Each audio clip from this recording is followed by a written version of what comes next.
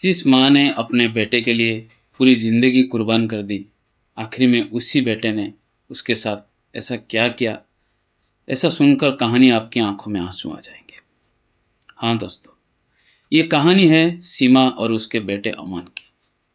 सीमा एक साधारण महिला थी, लेकिन उसके सपने बहुत बड़े थे। उसका सिर्फ एक ही सपना था कि मेरा बेटा बड़ा आदमी बन जाए। सीमा के पति की मौत तब हो गई थी जब अमन सिर्फ 5 साल का ही था। उस दिन के बाद सीमा ने अपनी पूरी ज़िंदगी अपने बेटे के नाम कर दी।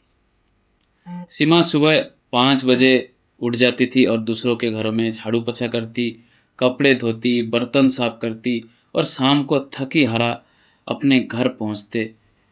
लेकिन जैसे ही वो अमन के पढ़ते हुए देखती थी ना, उसकी सारी थकान गायब हो जाती थी।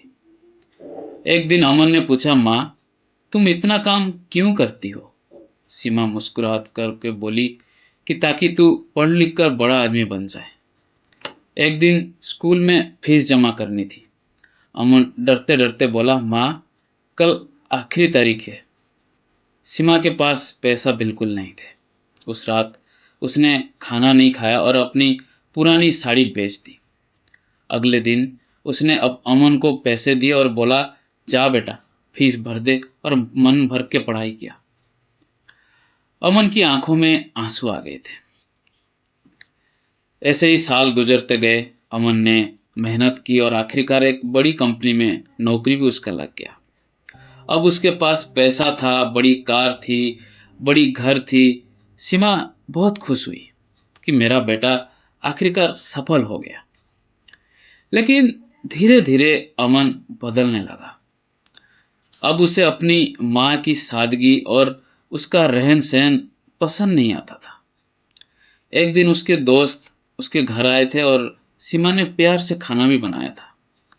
लेकिन अमन ने गुस्से से कहा, माँ, तुम्हें कितनी बार कहा है मेरे दोस्तों के सामने मत आया करो। सीमा बिल्कुल चुप हो गई। उस दिन पहली बार उसकी आंखों में दर्द था। कुछ दिनों बाद अमन ने अपनी माँ से कहा, माँ, मैं तुम्हें एक अच्छी जगह भेजना चाहता हूँ। सीमा खुश हो गई। कहाँ बेटा? अमन ने बोला, वृद्धाश्रम। सीमा का दिल जैसा टूट सा गया, लेकिन उसने कुछ नहीं कहा। बस मुस्कुराकर बोली, ठीक है बेटा, अगर तू खुश है तो मैं कहीं पे भी रह जाऊंगी। वृद्धाश्रम में सीमा हर दिन दरवाजे की तरफ देखती कि शायद आज उसका बेटा उससे लेने आएगा।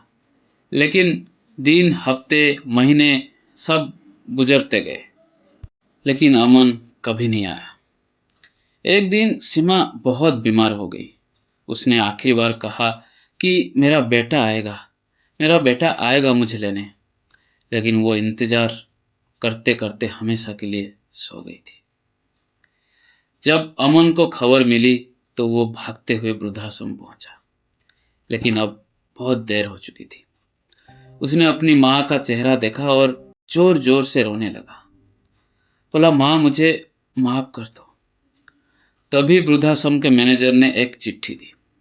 उसमें लिखा था कि बेटा, मैं तुझसे नाराज नहीं हूं, बस इतना याद रखना, जिस दिन तू भी बाप बनेगा ना, तब समझेगा कि माँ क्या होती है।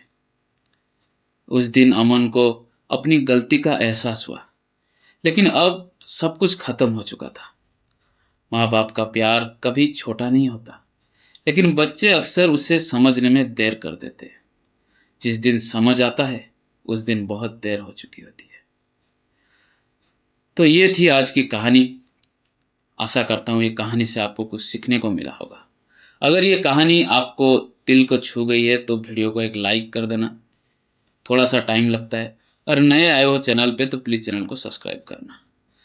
तो दोस्तों, मिलते हैं अगली कहानी के साथ और एक शानदार मोरल स्टोरी के साथ। देखते हैं। तब तक बाय बाय, टेक केयर।